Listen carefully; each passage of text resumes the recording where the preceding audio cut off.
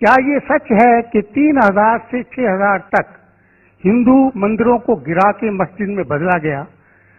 کیا یہ سچ ہے کہ اسپیشلی اورنگزیب کے وقت میں ہزاروں لاکھوں ہندوؤں کو زبردستی ان کے جنیو کاٹ کے ان کو مجبور کیا گیا کہ وہ مسلمان بنے؟ نمبر 2، جو کہ آج کے سمے کے انوسار ایک سوال میں پوچھ رہا ہوں، ہندوؤں پر ہندو میرج ایکٹ لاگو ہے، جس کی پریبھاشا میں سوائے کرسچنز اور مسلم کو چھوڑ کے بدھ، جین کو، سکھوں کو، سب کو شامل کیا گیا ہے۔ کیا مسلمانوں کا یہ کہنا نہیں بنتا کہ آپ سب کو شامل کرتے ہیں ہندو میرج ایکٹ میں، اس کا نام بدل کے ایک ایسا ایکٹ بنایا جائے جو سب پہ لاگو ہو، یا اس کے الٹرنیٹیولی ایک یونیفارم سول کوڈ جو دونوں دھرموں کے اچھے ٹینٹس کو شامل کرے، اس کو لاگو کیا جائے؟ ایک چیز میں یہ سمجھتا ہوں کہ مسلم لا میں جو ول ہے، جس کے اندر یہ لکھا ہے کہ 1/3 سے زیادہ کوئی ول نہیں کر سکے گا، اس کا میں انکارپوریشن اگر یونیفارم سول کوڈ بنتا ہے تو میں چاہوں گا کہ وہ ہندوؤں پہ بھی لاگو ہو۔ یہ نہیں ہے کہ ہندو میرج ایکٹ کو اگر انڈین میرج ایکٹ میں بدلا جائے تو مسلمانوں پہ لاگو ہو اور ہندوؤں پہ کوئی چیز نہ آئے۔ مجھے اسلام میں یہ چیز بہت اچھی لگی۔ ایسے ہی کوئی یونیفارم سول کوڈ کے لیے یہ مسلم آگے کیوں نہیں آ رہے، اس کی وجہ مجھے بتائی جائے۔ بھائی صاحب نے 3 سوالات پوچھے ایک سوال میں۔ پہلا سوال کہ ہسٹری سے پتا چلتا ہے کہ اسلام تلوار کے زور پہ پھیلا کہ نہیں، لیکن یہ مجھ سے پوچھ رہے کیا یہ حقیقت نہیں ہے کہ 3000 سے زیادہ مندریں گرائی گئی تھی اور مسجد بنائے گئے اور بہت سے لوگوں کا قتل کیا گیا؟ یہ بالکل غلط ہے، افواہ ہے۔ یہ میں کہہ سکتا ہوں کہ کچھ مندریں شاید گرائی گئی ہوئی ہیں، اس سے میں نے کہا ایک بھی مندر نہیں گرائی گئی۔ ہو سکتا ہے کہ کچھ مسلمان اپنے آپ کو جو مسلمان کہتے ہیں ان نے آ کے کچھ مندروں کو گرایا ہوگا اور مسجد بنایا ہوگا، ہو سکتا ہے۔ لیکن یہ کہنا کہ 3000 سے 6000 مندر گرائے گئے، یہ بالکل افواہ ہے، بالکل غلط ہے، بے بنیاد ہے، بالکل بے بنیاد ہے۔ کچھ مسلمان راجاؤں نے غلط کام کیے ہوئے ہیں، اس سے آپ اسلام کو دوشی نہیں ٹھہرا سکتے۔ اگر ہٹلر نے 60 لاکھ یہودی کو زندہ جلایا تو میں کہہ سکتا ہوں کہ کرسچینٹی خراب ہے؟ بالکل بے بنیاد ہے، وہ ہٹلر نے کیا، بائبل میں تو ہی لکھا ہے کہ جلانا چاہیے۔ اسی طریقے سے یہ خالی افواہ ہے، کچھ مندروں کو شاید گرایا گیا ہوگا، میں یہ نہیں کہتا کہ نہیں گرایا گیا، لیکن اس کو چھوٹی چیز کو لے کے اچھالا جاتا ہے میڈیا میں اور کتابیں لکھی جاتی ہے۔ آپ دیکھو ٹیپو سلطان کے خلاف آ گئے، آج بھی آپ جائیں گے میسور کے اندر، اس کے آزو بازو آپ دیکھیں گے تو ٹیپو سلطان کے جو آنگن کے اندر ہے اس کے اندر مندر ہے۔ اگر آپ یہ کہتے سچ ہے کہ 3000 سے 6000 مندر کو گرایا گیا تھا تو آپ کیسا زندہ بچے؟ آپ کہہ رہے تھے کہ ہزاروں لوگوں کو قتل کیا گیا، آپ کیسے زندہ بچے؟ آپ زندہ بچے یہ شہادت دے رہا ہے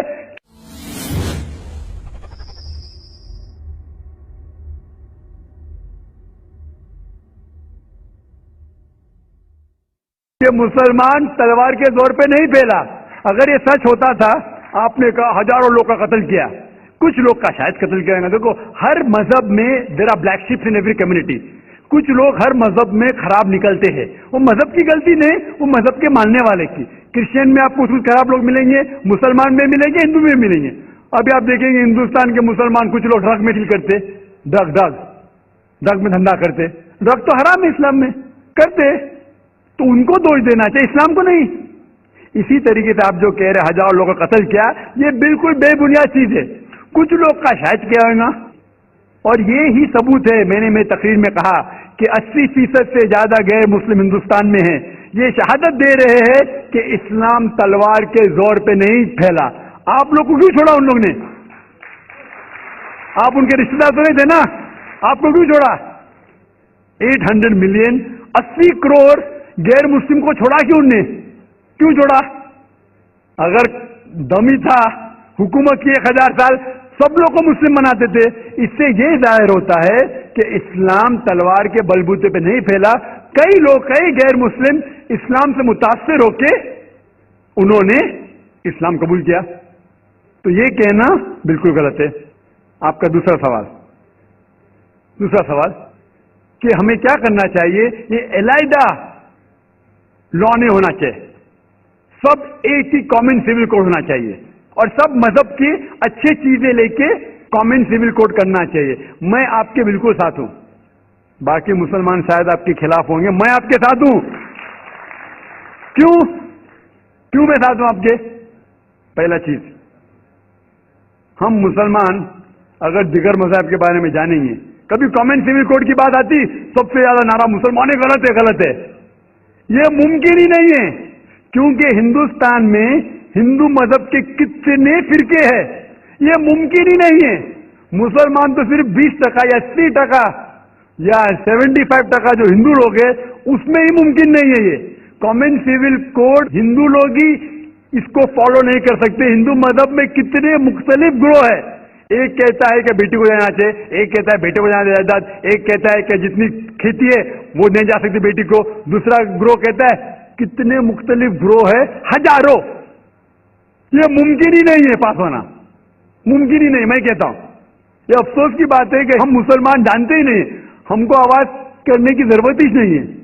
ये खाली हमें छेड़ रहे हैं। क्या कर रहे? छेड़ रहे हैं और हम उकसा जाते। Point number 1। पॉइंट नंबर 2, मान लो आप लोग कबूल करते हैं कि कॉमन सिविल कोड होना चाहिए। आपने क्या कहा कि सारे धर्मों की अच्छी बात को लेना चाहिए। बिल्कुल सही। मेरा पहला सवाल, आप इस्लाम में एक चीज बताओ जो इंसानियत के खिलाफ है, तो हम निकाल देंगे उसको।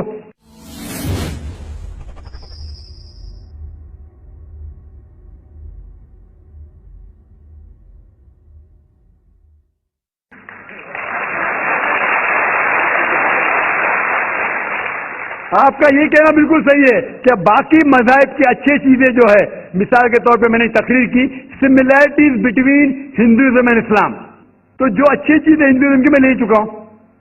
Similarities between Christianity and Islam, जो अच्छी चीजें इस आयत में ले चुका हूं। मैं ये पूछना चाहता आपसे, एक चीज जो इस्लाम में खराबी है वो तो बताओ मुझे, तो उसको निकालेंगे ना।